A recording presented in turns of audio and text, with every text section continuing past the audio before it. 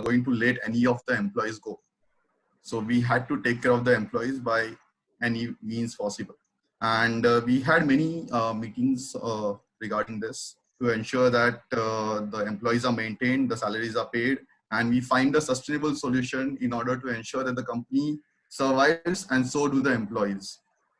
Right. So we have not kind of terminated any of the employees, and that's one of the stands which has been taken by the management compared to many of the resorts which I'm aware have just asked employees to go. But this is one of the companies across the board. We have ensured that all the employees are working with the company and their salaries are getting paid.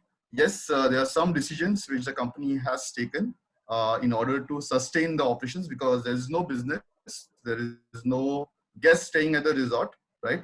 So there is no money coming in. But if you look at from the government's point of view, the government kind of made a appeal not to deduct the salaries and all that for all the employers. However, it is not a practical solution because they're not looking at the income of the companies, right? However, the company's directors have taken a very, bigger uh, decision in this matter with regards to how to maintain the employees and sustain them as well as the company. So going forward, yes, we might have to take some difficult decisions, but at the moment, we are trying to find the best way possible, and we are going by month, like, so every month, probably strategy is going to be, and based on what the government says, the decision taken by the, administration, the notifications that they give, we will have to take a call and we will have to go by that. So at the moment, that's a stand. Okay, okay. So that's a very interesting perspective because I know for a fact that the hospitality industry, of course, is one of the most affected of industries. Simply because we were dependent upon travel and tourism as an integral part of it, and that's one of the ones which has been severely hit because of the borders being locked down, as well as people obviously being at their homes. But in spite of that, if the management has taken a decision, what I understood from you in terms of taking it day by day or a month on month, and ensuring that so far at least the salaries are not affected and they are being paid in spite of there being no revenue. I think that's a good thing to hear, a good step in the right direction as such. I'll move to Reena from here. So Reena, if you can just throw some light in terms of letting us understand how did your organization react to this COVID-19 when it was first heard, and how is the perspective now in terms of taking it from here on in terms of reacting to this situation? Okay. See, Ashutosh, we are an insurance brokers. Okay, so as insurance companies, March and April is actually a very, very crucial time for us because most of our renewals and most of our business gets done at this stage, this juncture. So when the lockdown dictum came in, I think most of us was worried because our major business gets placed in these months. Can I just take a look at the payroll? I just request the non-speakers to just put their. Yeah, you can continue here. Yeah.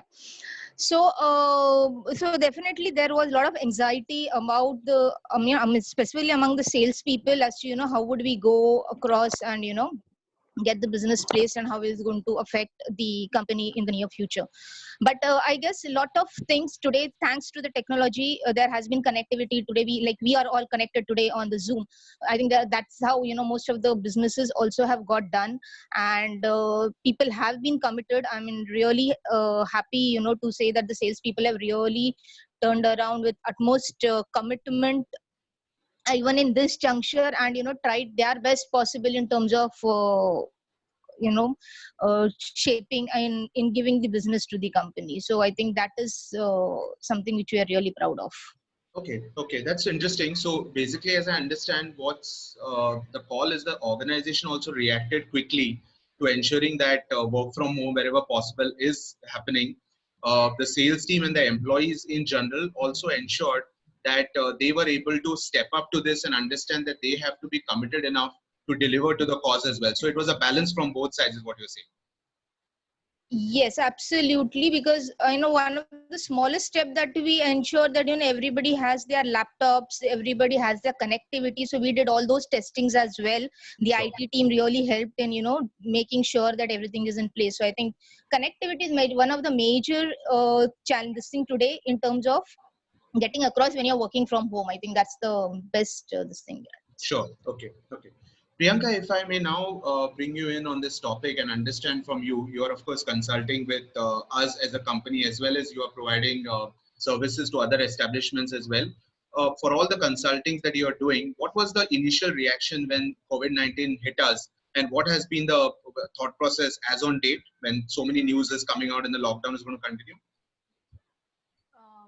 Okay, I think in Goa, we started taking this COVID-19 situation seriously only in the first or second week of March. Okay, so see, this whole social media is flooded with so much information, okay, that there are discussions happening, okay, within the teams, within employers, within employees for that matter. So somehow they were prepared that uncertainties are going to come in, some things are going to get affected. What actually we did is just for others is amidst all these uncertainties of how the ongoing projects have to be completed, how are the revenues going to be generated, our first priority was the safety of the employees, because we had some employees who were traveling by public transport. So we have taken a very proactive decision even before the lockdown was announced. So we decided to work from home from 22nd to 31st, and of course it was extended till 14th.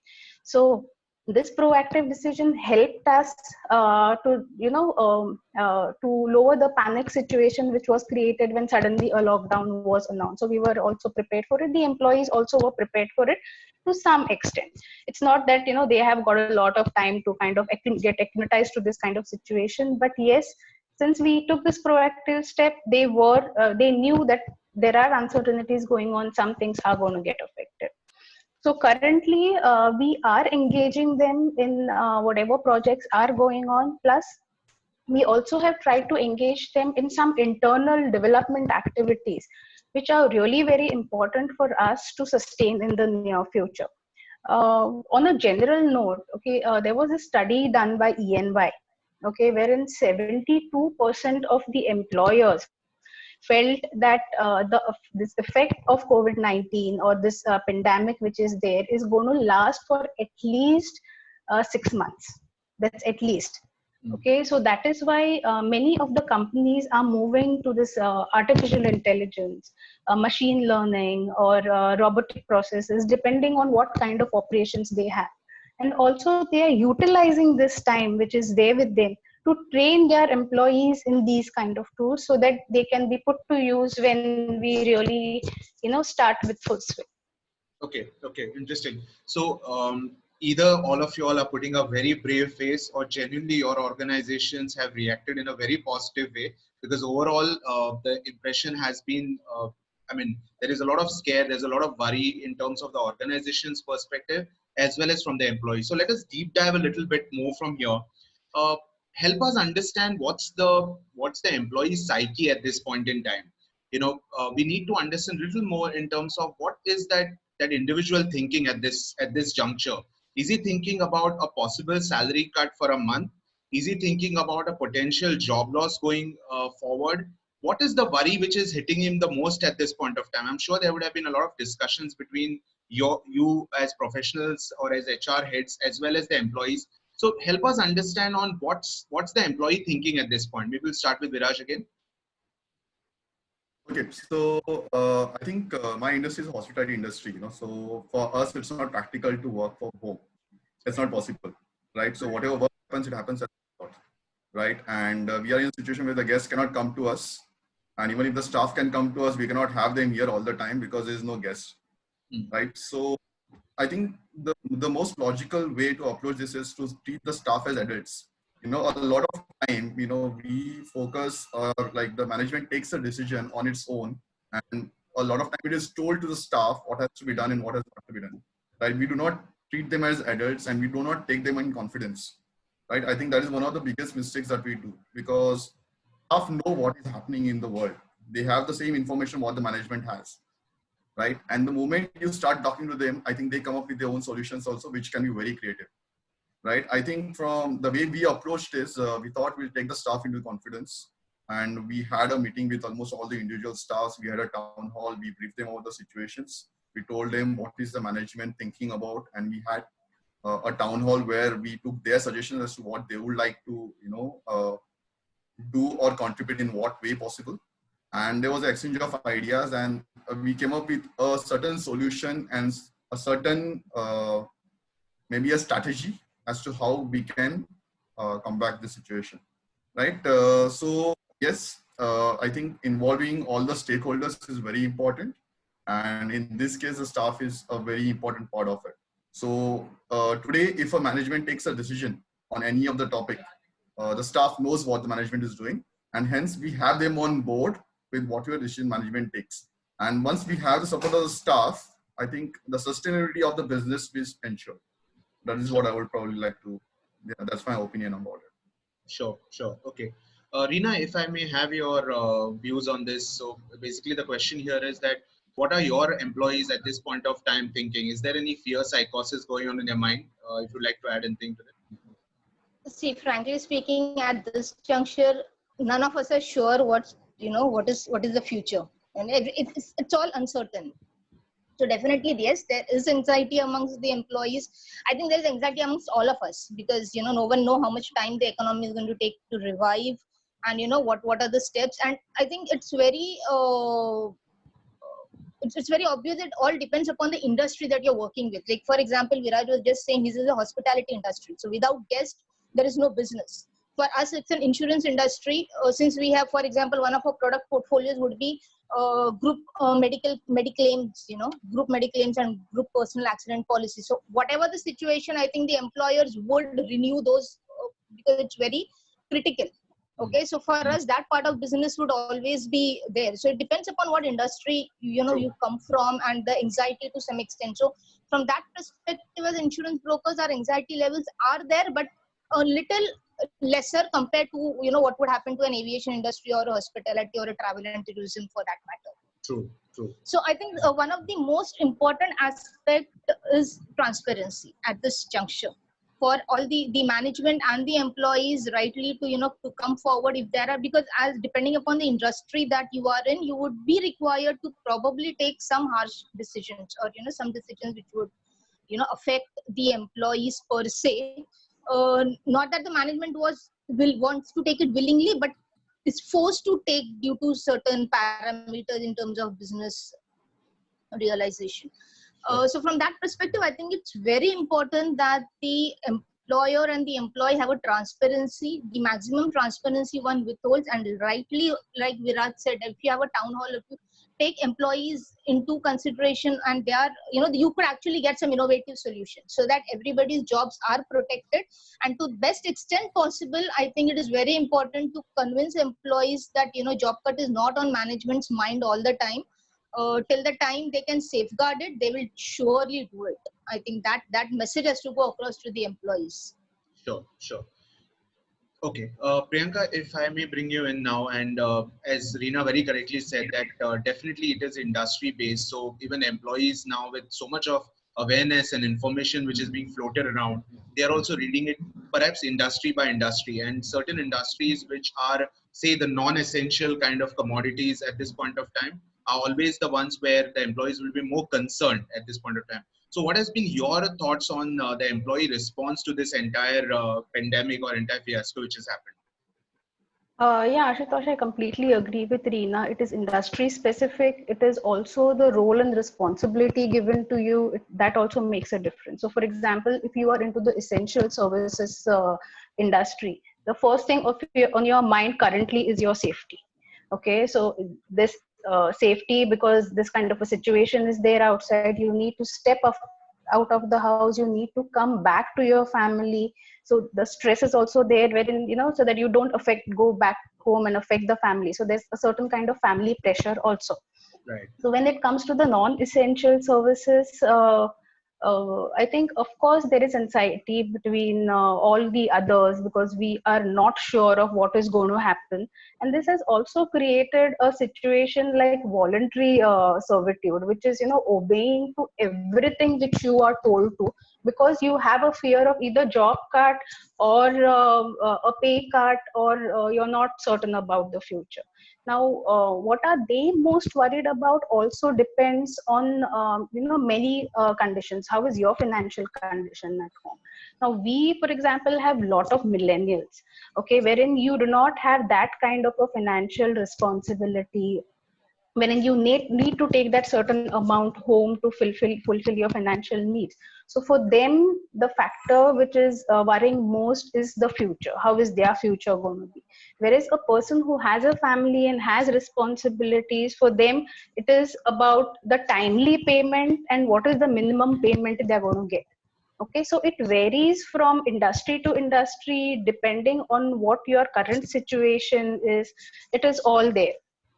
But I think in times like this, we have done the best possible we can, okay, depending on the financial condition of the company. So for example, if somebody has a minimum amount required to be taken home for to fulfill their financial needs, I think we have tried to take that request into consideration and accordingly have done disbursements. So we cannot sum it up to one thing wherein what are they most worried about. It again depends on many factors, which are their home environment, their financial stability, and the type of job they are in. Sure, sure.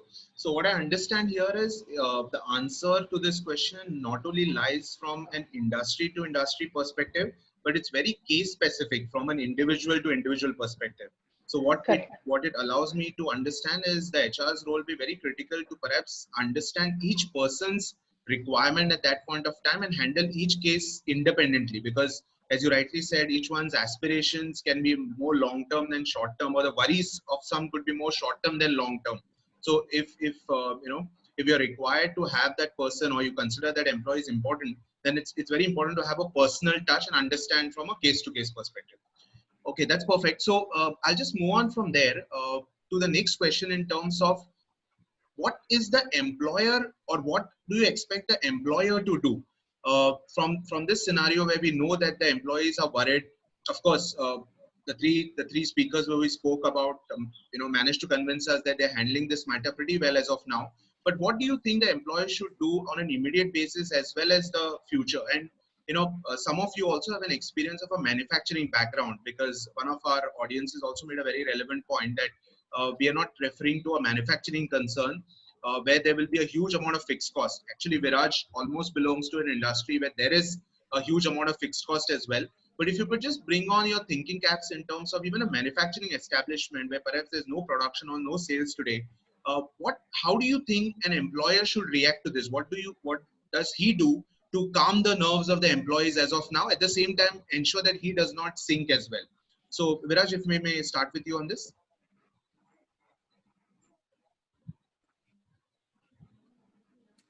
I think again, manufacturing also, it depends upon what industry they are in. Because the pharma industry, I think the business is already started. The manufacturing is already started.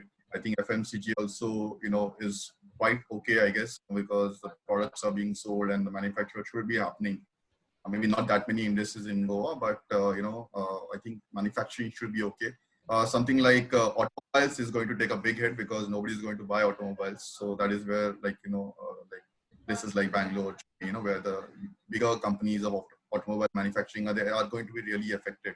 Sure. I think the management of the company needs to figure out a balance somewhere, probably look at the cash flow reserves, what they have in the company, and come to find a solution as to how much they can sustain the company as well as employees over a period of time. I think Reena mentioned that, we are looking at a slowdown for at least next 6 months. I don't know if it is Reena or Priyanka, but the point is, yes, we need to plan for next 6 months, but we cannot plan straight for next 6 months. We need to take 1 month at a time, because yes, like the government offices are starting from today. I think that's what the government of Goa has decided. So maybe, based on the cases of Goa, which are only 2 positive cases at the moment, if we lock down the state, I think the life to a certain extent can go back to normal. But again, the manufacturing can start, the pharmaceutical can start. hospitality is going to be still bad because a lot of charters what used to get from outside India and the tourists which are coming from outside Goa are not going to come. Right, so the hospitality is going to be in a slowdown. But I think maybe in a month or two, the manufacturer can get a little close to normalcy compared to the other industries. Okay, so am I right to say that what you're trying to bring to the table over here is don't take any knee-jerk reactions as of now. Do not really think that this could be a major fiasco, and take some decisions today which you may regret in the future. I also happened to listen to a webinar where a very learned speaker also made this point that if you allow the pressure to actually pass on to the employees, and some of your key employees get affected by this, then there is a possibility that when you open up, you may not have those guys to actually perform for you in the future.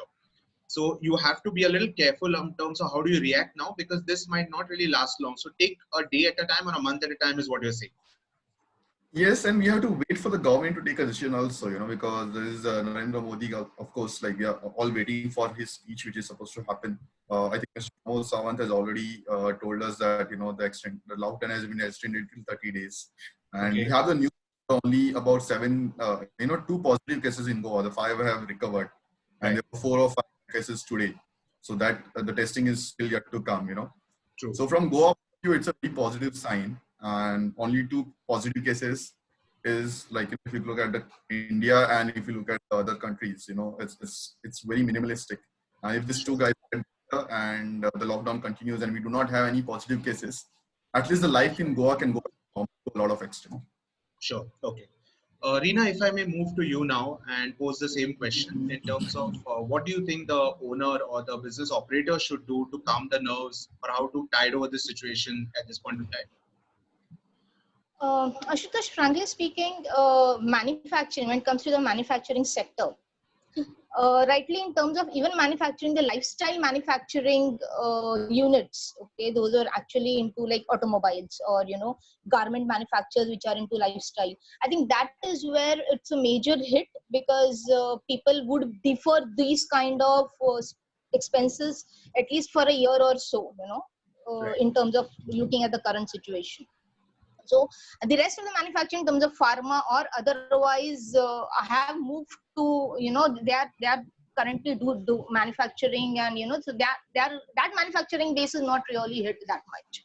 Sure. Now, when it comes to engaging these, it's we have to understand that, that it's a global pandemic. So it's affected, all the people across globally. But there are a lot of decisions also, or like if we have to trust a little bit on social media, there are a lot of, reviews coming on that India is an emerging market. And there are a lot of other countries who are looking at establishing manufacturing units now in India, going forward. So yes, this phase is tough. You have to take one step at a time, 1 month at a time, looking at the employees. Manufacturing is such where keeping employees engaged per se without any production is difficult. Yes. But I think the only thing that management can do is, just have some sessions with the employees, calm them down, look at optimistic solutions that is going to help the entire your employee base per se, in terms of what is the best for them. Just giving an example may not be this thing, but I think when 2009 recession hit, there was one of the companies where across the right from MD till the last person in, they took a 50% salary cut, but they did not remove any employees.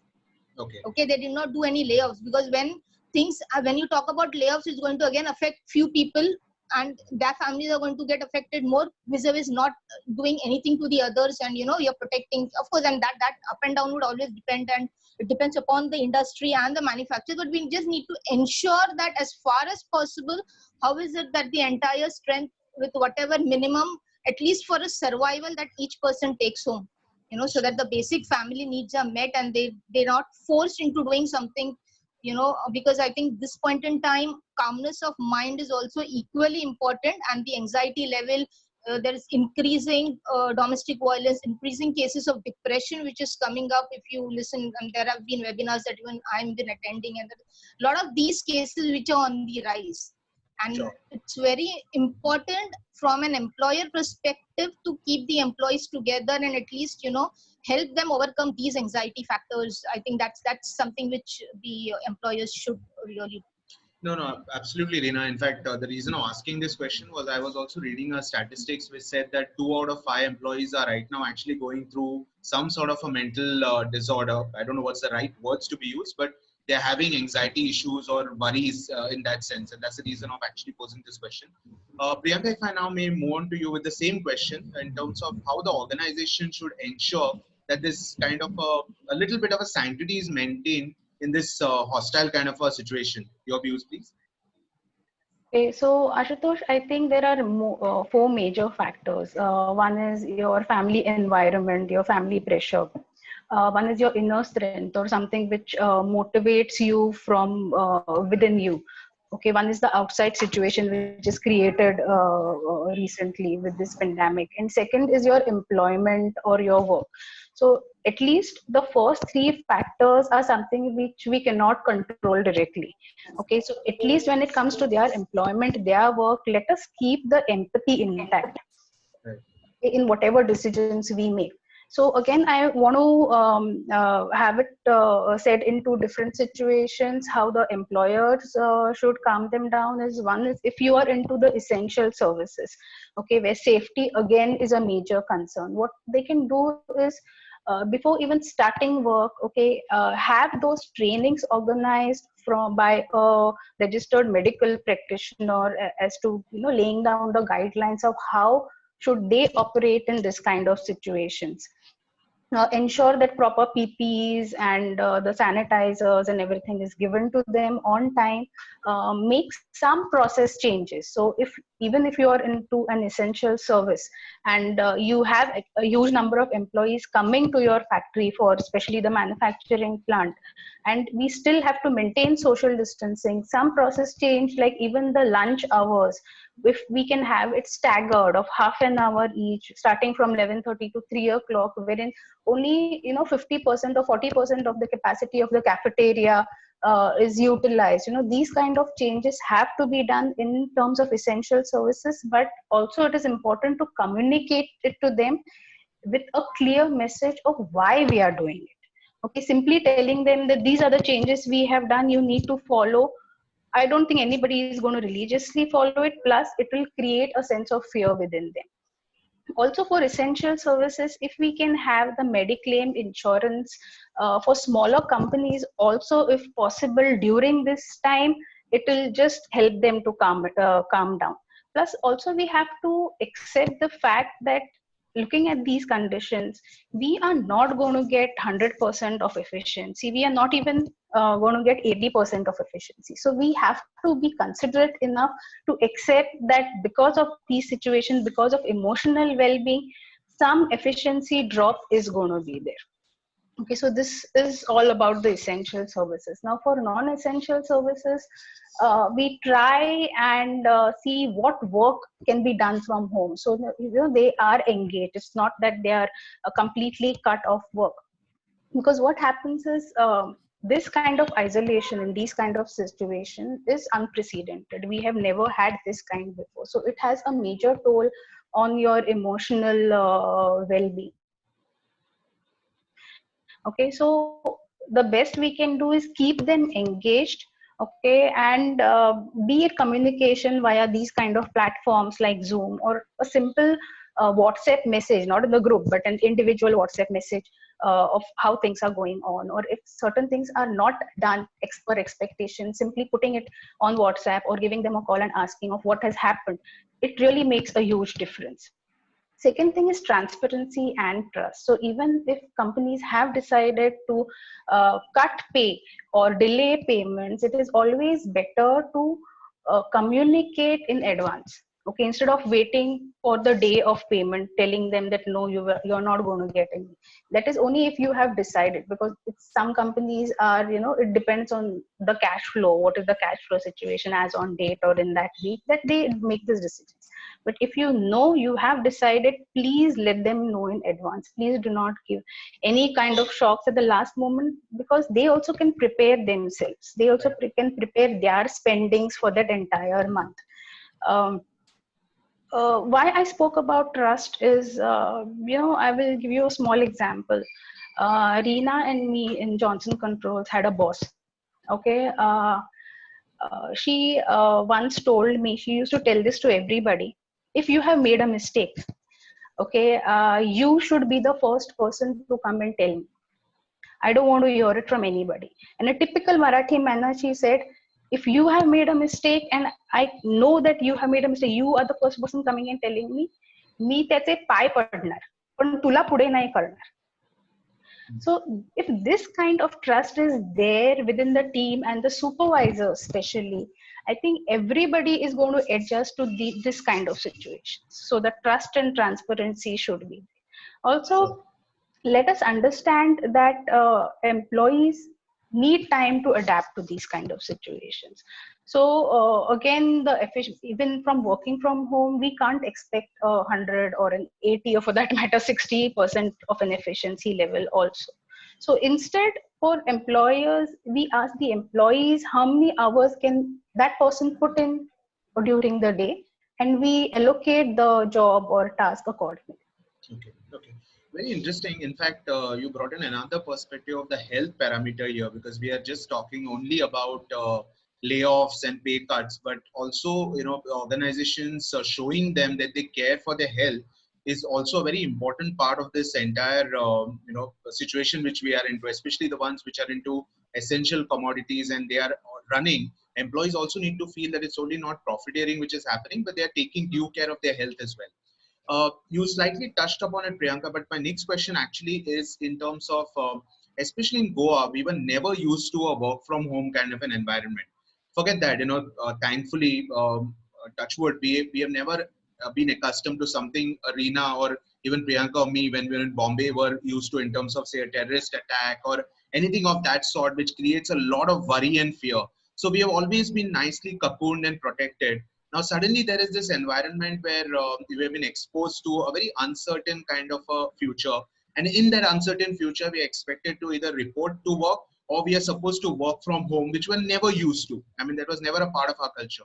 So in this times, how do you ensure, at least to an extent, employee engagement? I've been reading statistics that employee efficiency has dropped to 60%, and that's the best you can ensure.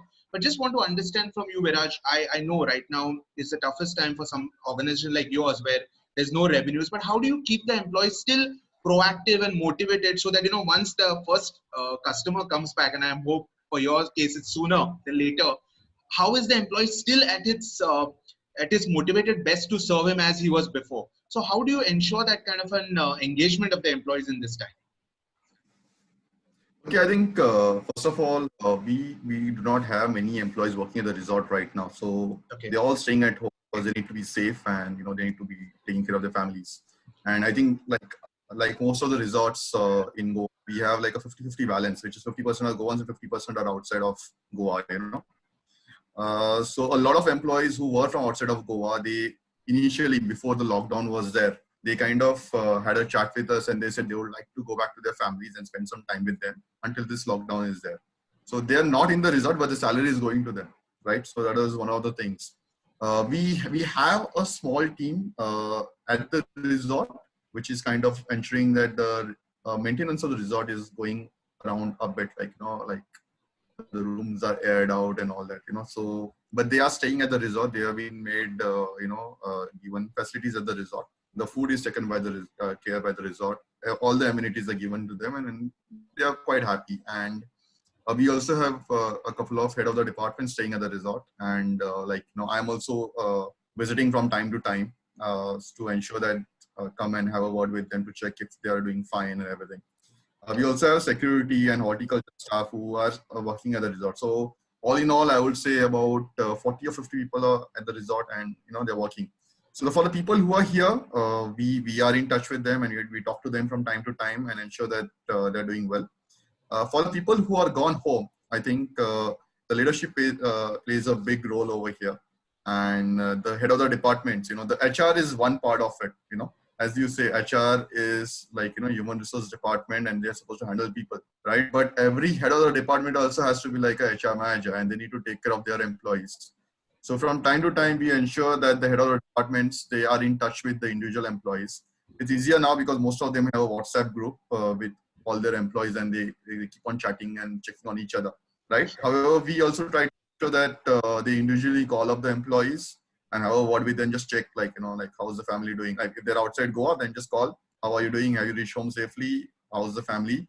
Just the touch that that we are there, we are still there with you, and we'll update you what is the future decision taken by the management, right? I think when the operations start, I think ideally we would like to get all the employees back about 10 or 15 days before the operation starts, or we have the first booking from the guest. And those 15 days are going to be very important because we'll probably do a lot of training exercises, and also the business is going to be very different because people, even after this virus, people are going to maintain a social distancing, and people are going to look at the virus in a very different way. True. And a lot of people might continue wearing the mask even after the pandemic, and a lot more attention will be given to the hygiene part of it, and government might also come with more stricter norms with regards to hygiene, right? So yes, I think again, we need to look at what the administration decides, and a little bit of that to understand what are the guidelines which the government gives us. And yes, we have to take care of the stuff. So take it when it happens. Perfect. But one key takeaway from that is the role a manager plays in this whole situation, because as you rightly said, he's the guy, in your case, the department head, or in other organizations, the manager or general manager, because he's the first touch point. He's the person with whom the lower level staff have developed a very good relation. So if he, his body language, and he assumes the same confidence which the top management has, it obviously calms the nerves of the employees much better. This is what I understood. Reena, if I could take your inputs on this, please. Yeah, Shitosh, I think no one had anticipated this situation ever, that it would arise. So there's a lot of anxiety. One is, I think people for the first time ever have confided to their homes. Okay, people are not used to staying in their homes for so many days at a stretch. Plus there is uncertain future. So that anxiety, that stress is also looming on everybody's this thing. So with these and job uncertainty and all these, so this is leading to a lot of stress on the people, which probably everybody cannot put it in words. There are some who are outspoken about it. There are some, everybody again depends upon the personality that the individual carries. True. Now what has happening is, I think rightly, manager plays a very, very crucial role in keeping the temperament of the team in a positive mind frame of the team.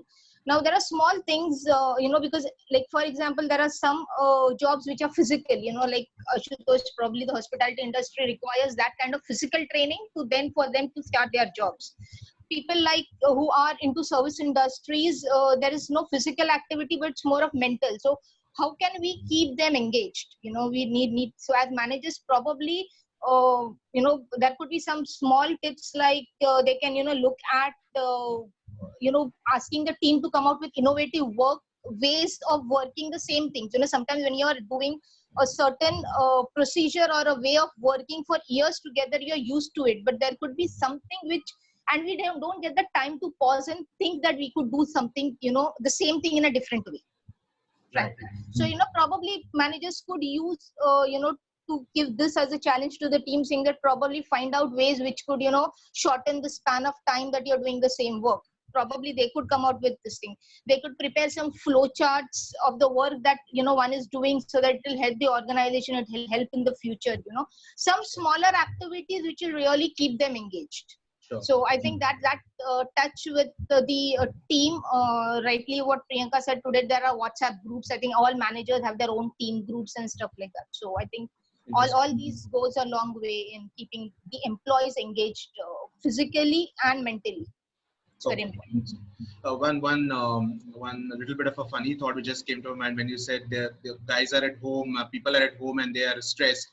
I'm listening to a lot to Sadhguru these days, and he made a very interesting comment that in the past we used to say that we don't have enough time to spend time with our families because the work is pulling us and we have to travel. And now cases of domestic violence have actually gone up drastically. So I'm really not sure. It's always the grass is greener on the other side is how the situation is. Priyanka, if I may just ask your views on this, please.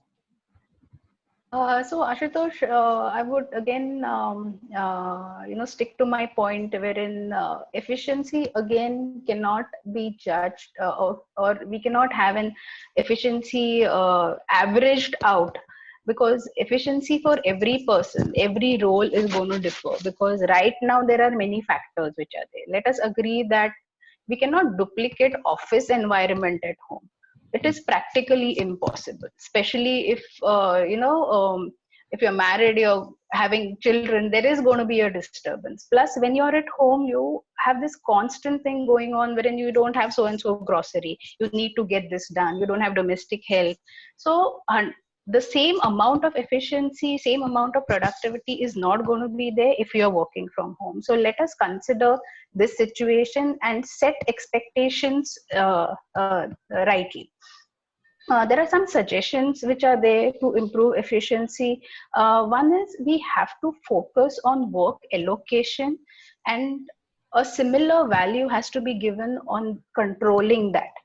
Okay, so what usually employers do is we allocate work, we tell employees what is to be done and this is the deadline. But how do we control it in a timely manner is also important. Again, we are not in office. So if you tell them within 1 week you want this, I don't think we can't guarantee their mental well-being also. That is why we don't expect employees to come back to us every time and say that we are facing this issue. Instead, if we have some structure in place as to how to control the work also given to them, how to track where they have reached, if we put these kind of processes, special processes in place during this kind of situation, I think it will just help to improve efficiency. Also, let us provide them some meaningful work. If we have some task or some activities which we think are less interesting and not on priority, can we shift it to when the situation normalizes? Let us take that also into consideration. Put the systems in place. So if any tools are required, any softwares are required, let us ensure that we have those things in place even before assigning them work. Okay, also research shows that people are more productive when they are learning a new skill.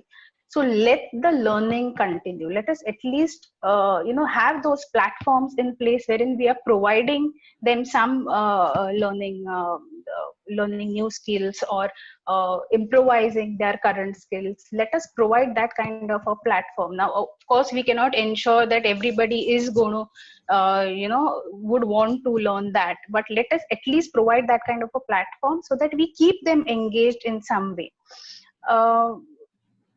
Lastly, if I think there are a few employees who come back to us saying that we do not want to work for around 2 days, 3 days, we don't know what factors drive this, but if they come with a situation, let us try and accept that the employee may not be there for a certain period. It is only going to help us in future, because see, in this kind of situation, misunderstandings are going to be there. It may hamper the relations, especially between the supervisor and the team. So let us have these kind of considerations when it comes to employees. Also, I think what not to do is it is important to not to expect availability on demand. So let us expect accountability instead of that. Okay. By this, I mean, do not expect the employee to be available 24/7. So we feel that the employee is free at home. there's no work to be done, so I can, we can give them anything at any point in time. So let us plan our activities, let us not plan at the last moment, because this also increases the stress level, especially during this kind of situation. So again, I think it is not easy. When we say work from home, it is not easy. Again, as you rightly said, this is the first time we are in such type of situations. We are not used to working from home. So also, some companies have a work from home policy, but they have this restriction of days. Like you can, work once a week from home, or maybe 2-3 times from home. But this extended kind of working from home also is not there. So we have to take that kind of thing in consideration also. Very interesting points there. So I'll just take one last question before we open it up to the audience. This is a question to put you on the real hot seat, and you're allowed to say pass, because I agree the organizations you're working for might not allow you to answer this question. But let's say we come to a real bad situation. Your organization is bleeding, there is no cash flows available, and you have a choice between laying off, between a salary cut. What is the kind of balance you would like to maintain? What is the kind of HR policy decision you would want to take, which ensures that there is sort of a parity maintained while the decision is being taken? I won't put Viraj now on the hotline here. So if anybody wants to take the bull by its horn on this question on the first one, and the rest can follow. I don't mind answering. Yeah. Okay, Viraj still doesn't mind. Go ahead, Viraj. Okay. So see, if you look at the business right now, especially hospitality, I think the salary cuts has to come at some point of time. Because without the income, there is no way that you can sustain the business, right? However, we also need to look at how much money is enough for a person at different level. Because as you say, whatever money you earn is never enough for you. And we have people who have 15,000 salary and who manage their work, and people who have lack of salary and who manage their lives. But people with higher salary have a different lifestyle, and they probably have more loans and all. So we need actually to figure out as to balance can be brought and what salary is going to be enough. But then it also depends upon individual to individual, right? Okay. So we need to look at like a 50% salary cut, as Reena mentioned earlier in one of his previous company, is not practical, because somebody who's earning 10,000 rupees, if he gets a 50% salary cut, is going to get 5,000 and take it home, and it's not going to be enough for him to survive, right? So we probably need to have a little bit of slabs, so that people who are working at a lower salaries probably can get up to 80 or 90% of the salaries, compared to a person who's earning 1 lakh, who can probably afford 20, 30, 40% salary cut. So sure. That is not going to be easy, and again, I think a lot of individual consultation is important, and probably we need to talk to every individual employee and find out with them if he is comfortable with a certain amount of cut. And if that happens, I think we can sustain both the company as well as the employees for next 6 months, maybe. But we cross our fingers, touch wood, and we hope that the business revives. Maybe sooner than October, as we are looking at it right now. Sure. But yes, I think somewhere the salary cuts. If you don't cut salaries, you'll have to cut the jobs. So I think cutting the salary is better options. Okay, perfect. We're just running out of time. So Reena, could I have some quick opinion from you on this? I think to a lot extent I agree with Viraj in terms of having salary cut is always a better option, because having no salaries compared to a reduced salary, or at least the families are taken care of from the basic necessities. So I think those are some things. And as I mentioned, and he also rightly mentioned, that of course the deferred percentage cut would depend upon the person's take home and stuff like that. So I think this is all very individual. It also depends again on the industry. So I think it's very industry specific and management decision. Okay.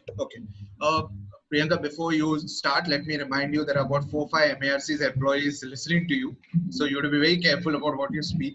But just one counter to what Reena and Virat said was one question I heard from someone is if you do that. So the way Virat said that you look at each individual, and which is very right. So you decide upon the necessity payout which needs to go to him. The only challenge there is if you have some star employees, guys who have really been efficient, and you charge them higher because perhaps their salaries are much higher, they don't require that much from a subsistence perspective, will it affect that person's psyche? So just wanted to pose that one question to you before you comment. Go ahead. See, Ashutosh, I think everybody is aware of the situation. Okay, so I don't think anybody, is going to be adamant on why my salary has been deducted. So instead of we doing it, can we have a participative discussion from the employees? Especially for manufacturing, can we have what, depending on the financial condition of a company, can we have a kitty for the workers and the staff separately? For workers, you have a blanket decision saying that only 50% of the salaries or whatever 80%, depending on the financial condition, will be given, because we cannot expect participation from there. But for staff level, if we tell them that this is what we have, this is required to sustain, can you come up with the solution? So what happens is this also helps in improving their relation between the colleagues also, because they understand, they also are able to empathize with the situation, with each other, and the acceptance level then is going to be very high. So if you have a close team of around 50 to maybe 80 also staff members, and we tell them this is what we have, what do we do now? So if they come to know what is the other employee situation, it will be much easier for them to accept, rather than the management deciding and telling them, this individual is going to get this individual is going to get something else. Sure. Very interesting. So you're saying have a democratic process to, ask each one in terms of contributing what are their thought processes, and then take a collective decision. So I'm good with my questions. I'll throw it open to the audience. If any of the audience members has got any questions to ask, you may just unmute yourself and ask. There's one question which came to me before, which says, and any one of the panelists can take this up. This person needed inputs on contract labor and the possibility of reducing the number of man days required. Is there any order that we have to pay them in full? I think that's basically the question. So is that in case of contractual labor, can they be reduced, or is there anything that we have to pay them in entirety? Any of the panelists wants to take that up? Yeah, I think contract labor, there is no notification as such that we are to, reduce the salaries. And, frankly speaking, if you have a contract with a contractor, say, for example, it could be security, it could be horticulture, kitchen stewarding, like, from hospitality point of view. If they are working, why would you like to reduce their salaries? I would say, as a management, probably you can take a call and reduce the manpower over a period of time based on the requirements, because we need to probably work with a much more leaner manpower going forward compared to what we had in the past when the business was booming, right? Cutting salaries for work is not, if a contract labor is working, most of the staff, their salaries are 15,000, 20,000 or below that, So cutting the salaries when they have already worked will not be a right thing from my point of view. That's my opinion, right? So I would rather suggest that you probably reduce your manpower based on your requirement as per the company, and then go with that rather than cutting the salaries. Okay. There's one more question. I'll just pose it to you. It's come from Suraj Naik. Can there be some drastic changes in operations in terms of employment of employees post COVID-19 in order to prevent damage from such incidents in future? Suraj, I'm not sure the question is very clear. If you can just ask the question directly, it will be nice. Hi Ashutosh. Hi Ashutosh. Yeah. I'll just put the question across. Yeah. Sure. So this is kind of a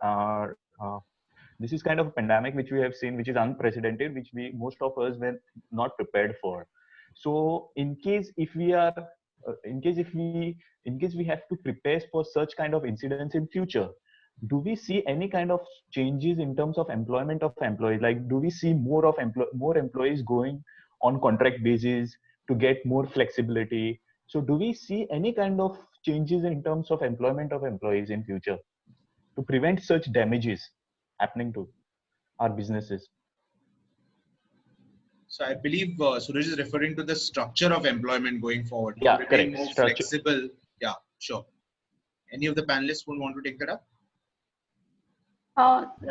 See, Suraj, that again would depend on the industry, what kind of business you are into. So again, if you are into essential services, you're rest assured that your business is going to run at least whatever 80% of what it was in normal conditions. But if you feel that the future is uncertain, obviously recruitment is something which is going to go on hold, and you would like to enhance the skills of the current employees which are already there with you instead of hiring new people.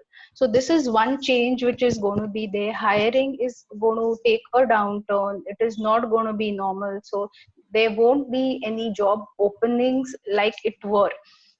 Also, I would like to bring up this point which I had made earlier. Employers are taking up new things like this artificial intelligence, machine learning robotic processes. So again, employers are focusing on these aspects wherein the manpower numbers which are there can be reduced. So training employees in these kind of tools and managing with the current number of employees and not taking. Okay. There was a very interesting point from Prashant Kokarkar. I would just like to read it out because it's in connection with what this question was. So basically, for cost-cutting purposes, it's, let's say, cost rationalization purposes. In the future, we may have to look at more of outsourcing and more of productivity-linked incentives. Where the other stakeholders, whether it's the employees or other cost parameters, also look at it in connection to what kind of profitability you do, rather than making it a fixed kind of an expenditure, which in times like these is going to hit on your PNL and you're going to go down as well. I don't see any more questions, so I would like to.